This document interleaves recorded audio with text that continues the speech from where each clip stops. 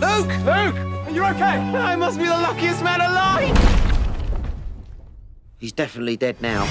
Whose fault was this? It was a total accident. You were the one that dragged him down there, and you're the one that's going to bring him back in one piece! Why do they call it a cockpit? Is it anything to do with it having cocks in it? Sometimes. What's that do? It's all gonna be fine. We've got it all under control. Truck, he's coming! We put something in your truck by mistake. I'll just quickly introduce you to my mother. No. You are kidding me. You like Australian women? Sure. Do you know any? Our friend's dead, and our only chance of getting him back home is if you go and shag that old lady over there. Shall we move a bit further away? Hello everyone and welcome to Cinema Australia. My name's Matthew Eeles and today I'm joined with Mark Lamprell, the director of A Few Less Men. Hi Matt, thanks for having me. Thank you very much. So tell us a bit about the film. Well, the film is a sequel to a movie called A Few Best Men that was sort of a big kind of international hit, and in the wake of that we decided to make a sequel. In the first movie it's sort of four British boys who come out to Australia for a wedding. Hijinks ensue, and they end up standing on a cliff at the edge of the Blue Mountains, and one of them pats one of them on the back and he falls off the cliff. And that's how the first movie ends. This movie begins at precisely the moment after that, with them all running around going, holy hell, where's he gone, where's he gone? And they run down the bottom of the cliff. They find he's miraculously survived. He's climbing out of this swamp. He says, I must be the luckiest man alive. At which point this enormous rock falls on him and kills him.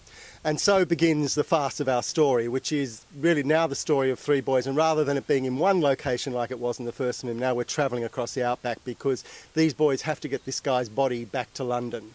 They put it on a plane, they crash the plane, then they're stuck with crazier and crazier characters as they move, as they make this sort of journey through the outback.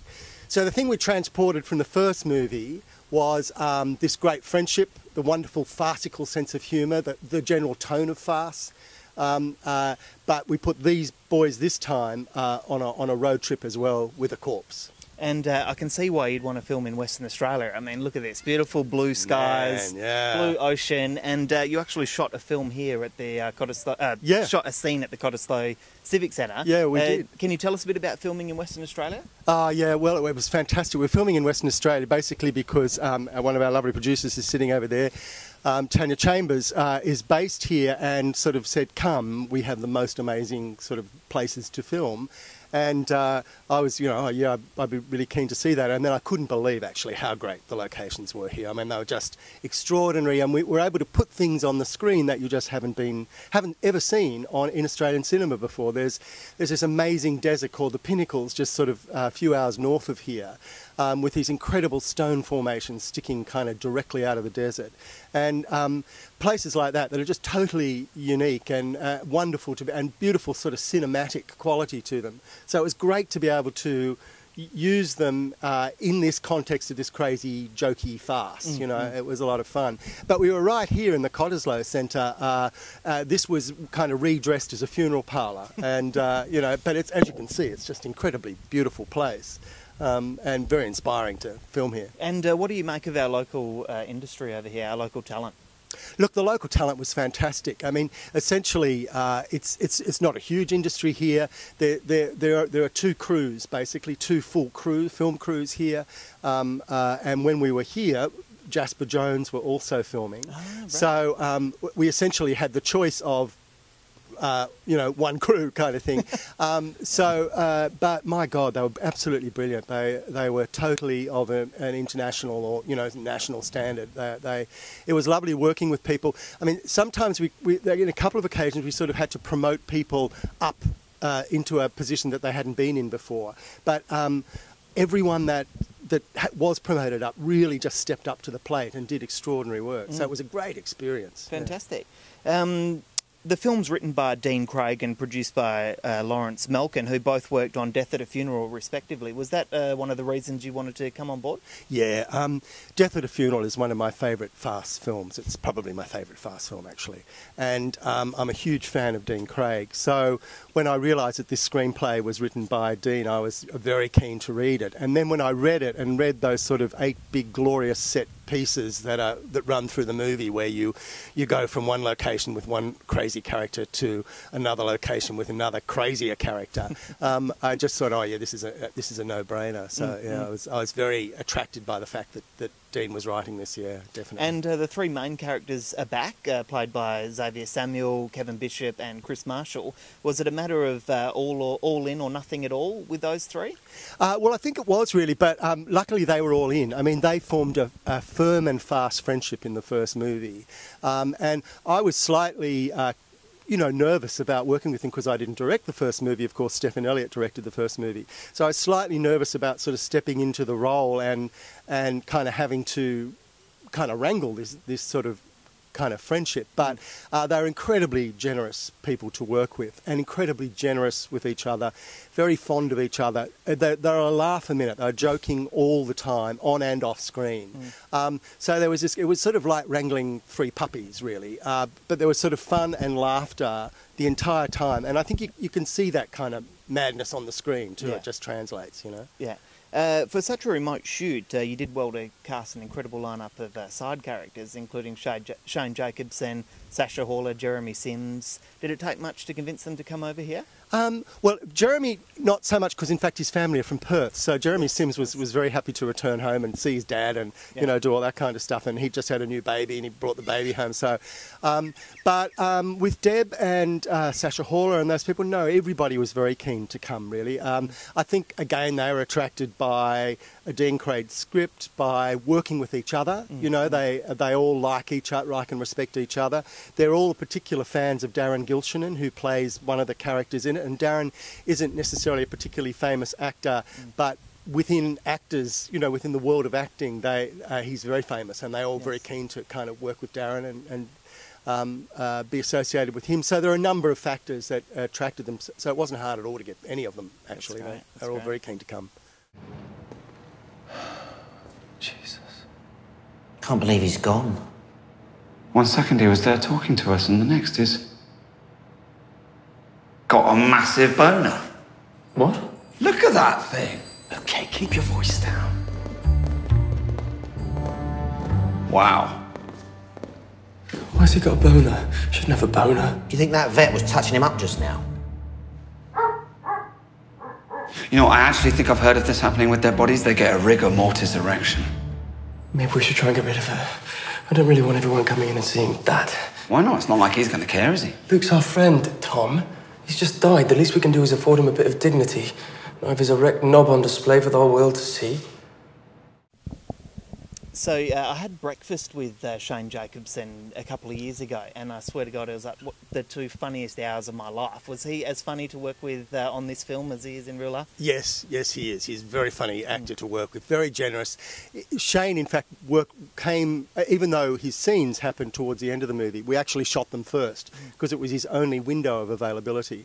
So our very first filming days were with Shane, and it was such a brilliant way to start this movie because he's so gregarious and so funny, and he just had everyone laughing and entertained and charmed too. So people kind of relaxed, and it set a tone that then just sort of carried through for the rest of the shoot, which was brilliant. Well, that makes sense. Yeah. I want to also talk about Lynette Curran, who's a fantastic actress, stage, screen, television. There's a bloopers reel at the end of the film where Kevin Bishop tells her to slap him. It came as quite a surprise to me, considering she was in one of the Elven Purple films. I thought she would have been open to anything. Yes, because in that, when Kevin suggests that she slap him, she's like, "I'm not going to hit you. I've never hit anybody. That's S&M. Why would I do that?" And it didn't, mind you, it took about 3 seconds later. Lynette was slapping Kevin, so it didn't take her too long to convince her to do it. But yeah, no, I was sort of surprised by her initial reluctance too. But the wonderful thing about Lynette, and sort of why I really cast her in this role, was not just because she's a great actor, but because she's really open to whatever, you know, I knew we were going to have to ask her to do some extraordinary things, like call somebody a dopey C word. Yeah. So, you know, there are only so many mature actresses that you can kind of say, now I want you to take your pants off and pretend to have sex with him, without, you know, it being a very difficult and awkward kind of exchange. But with Lynette, as long as it makes sense within the farce, within the character that she's playing, whatever, she's totally up for it. So, and I knew that she'd be like that. I'd done a movie years ago with her called My Mother Frank, and it struck me how kind of happy she was to be present and how she was sort of up for anything if it made sense. So, yeah, that's why we cast her. Oh, that's great. During last night, well, actually, I'll start by saying James Helm plays the dead body in the film, Luke. Yeah. And he has an erection for most of the film.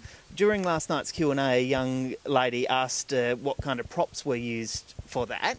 And I was quite surprised that there was more detail to it than, you know, just a simple prop. Oh, Can you tell us about it? Well, we had a number of, because we had a dead body with an erect penis, and the erect penis had to undergo a number of trials and obstacles, we had to have a number of penises. So we had one kind of rubber penis that was just, you know, like a latex penis. But then we have a book whacking scene where the erection is supposed to be slammed down with a book.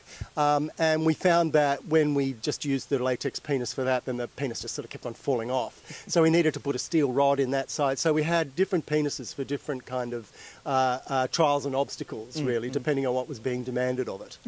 And you used one of your own novels in that scene? Yeah. So there is this scene where they decide that they first discover that their friend has died with this erection, and they try to get it down through various means, and eventually they resort to whacking the erection with a book. And the book that they use is actually a novel that I have written, very appropriately titled The Full Ridiculous. And it wasn't, in fact, until I sort of called action that I realised that not only was it my novel that was whacking the book, but in fact there's a photo of me on the back of the novel, so they're actually slamming my head into this penis. I was like, oh well, you know, it is what it is, kind of thing. The American film industry, in particular, seems to be celebrating its cultural diversity over the last year or two, especially when it comes to people of colour, with films like Moonlight, Fences and Hidden Figures enjoying a wide release. Do you think that Australian filmmakers could be doing more to recognise and celebrate Australia's cultural diversity in film?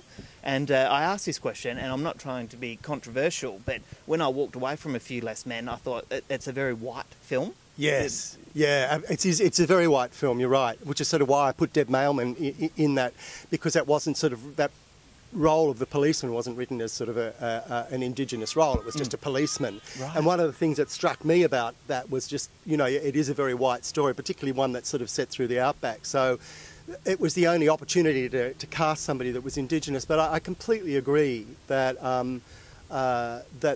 that more needs to be done, and that we need to be encouraging Indigenous filmmakers to tell their stories and to make their things in particular. I think that there's such a richness of storytelling and culture there that we haven't quite tapped into yet. I mean, it's fantastic to see Jasper Jones out, and Jasper Jones doing so well at the box office, which is great. So it just, every time we come with an Indigenous story now, I mean, they stand up and they're good, solid stories, and they have commercial viability. So I don't understand why we're not making more. And I agree, I would like to see more of them. Yeah. Great answer. So what's next for you as a filmmaker? What's on the horizon? Well, I'm working on a few projects, as you always have to have a number of kind of irons in the fire. Tanya Chambers and I are working on I guess you'd call it a family film, starring a couple of kids, and Larry Malkin and I, who's the other producer, are working on more of a kind of a dance movie pitched at an older audience. So I'm kind of yinging and yanging, if you like, and a few other things as well, actually. So that's great. We've got a few irons in the fire. Well, Mark Lamprell, thank you very much for joining us. I really appreciate it. Thanks, Matthew. Thanks for having me.